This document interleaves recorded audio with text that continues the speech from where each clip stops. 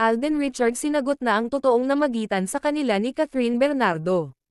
Sa isang panayam kay Alden sa 24 na oras, ay naitanong ito, tungkol sa video nila ni Catherine Bernardo kung sila na ba ng actress at kung ano na ang real score nito, dahil marami nga ang naintriga sa naturang sweetness ng dalawa.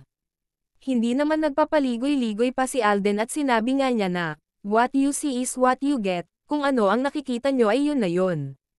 Dahil hindi naman talaga nawala ang friendship nila over the year, at kung ano man daw ang nakikita ng mga tao sa kanila, ang naging natural lang yun sa kanila ni Catherine Bernardo.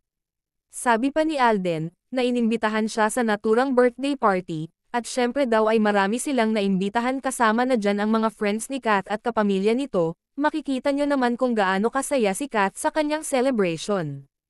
Dagdag pa ni Alden na hindi naman daw kailangan ipaalam sa social media ang mga personal na ginagawa nila ni Catherine, kung ano man daw ang nakita na sweetness ng dalawa ay yun na daw iyon. Samantala, lagi nang ang present sa mga celebration ni Catherine si Alden kung saan present din ito sa Palawan at kinantahan pa niya ang dalaga, dahil nga ay hindi siya makatanggi, ay ginawa niya para kay Catherine dahil request nga ito ng dalaga. Kung si Daniel Padilla na ex ni Catherine noon ay malapit sa ina ni Kath, ngayon ay tila pumapalit nga itong si Alden Richards, sabi pa na knowing each other ang dalawa, at lagi nga itong pumupunta si Alden sa bahay nila ni Kath para magbisita na may laging dalang bulaklak pa ang aktor.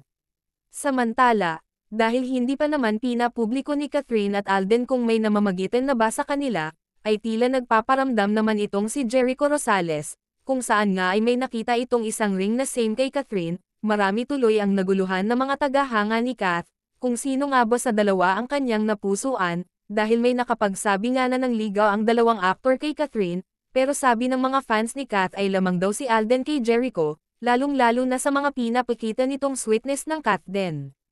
Mapapansin din na sa isang birthday celebration ni Catherine kung saan ay naging sweet ang Kath din, ay hindi namataan si Jericho Rosales. Hudyat na kaya na sila na ni Catherine ang sinasabi ni Alden na, "What you see is what you get." Sana nga ay magkaaminan na ang dalawang kampo.